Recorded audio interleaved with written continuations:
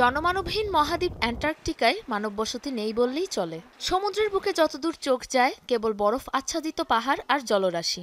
এরই মাঝে পড়ে আছে সামুদ্রিক পাখি স্কুয়ার নিথর দেহ।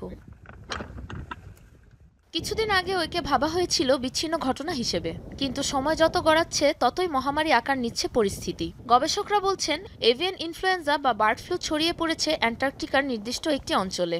মারা পড়ছে বিভিন্ন প্রজাতির স্থানীয় ও পরিযায়ী পাখি। বিশেষত অ্যান্টার্কটিকার স্থানীয় পাখি স্কুয়ার মৃত্যুর হার সবচেয়ে বেশি। পরিস্থিতি নিয়ন্ত্রণের চেষ্টা চালাচ্ছে চিলির গবেষক দল। গেল বছর আমরা অ্যান্টার্কটিকা উপদ্বীপ ও এর আশেপাশের অঞ্চলে প্রথম এ ভাইরাসে আক্রান্ত নমুনা শনাক্ত করেছিলাম, তবে তখন কোনো মৃত্যু লক্ষ্য করিনি। এবছর পাখির প্রজনন মৌসুমেই আমরা প্রথম মৃত্যুর কেস পেয়েছি। বিশেষ করে স্কুয়া পাখিদের মৃত্যুর হার অনেক বেশি।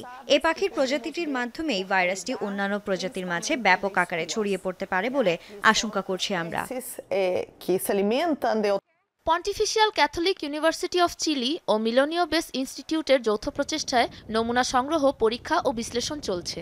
সম্প্রতি তাদের প্রকাশিত এক প্রতিবেদনে জানা যায়, সুদূর দক্ষিণ আমেরিকা থেকে আগত পরিযায়ী পাখির মাধ্যমে অ্যান্টার্কটিকা পর্যন্ত পৌঁছায় ভাইরাসটি। অল্পদিনেই পরিণত হয়েছে মহামারীতে। অ্যান্টার্কটিকায় এভিয়ান ফ্লু শনাক্ত হওয়ার বিষয়টি নিয়ে আমরা সবাই বেশ শঙ্কিত। এখনই প্রয়োজনীয় কোনো ব্যবস্থা না নিলে এ ভাইরাস খুব দ্রুত সময়ের মাঝেই জীববৈচিত্র্যের জন্য হুমকিতে পরিণত হবে। দ্রুত ছড়িয়ে পড়া এ ভাইরাস ব্যাপক ক্ষতি করতে পারে জীববৈচিত্র্যের। গবেষকদের আশঙ্কা, দ্রুত কোনো ব্যবস্থা না নিলে স্তন্যপায়ী প্রাণী এমনকি মানবদেহ সংক্রমিত হতে পারে H1N1 ভাইরাসটি। সাবরিনা নুসরাত, যমুনা নিউজ।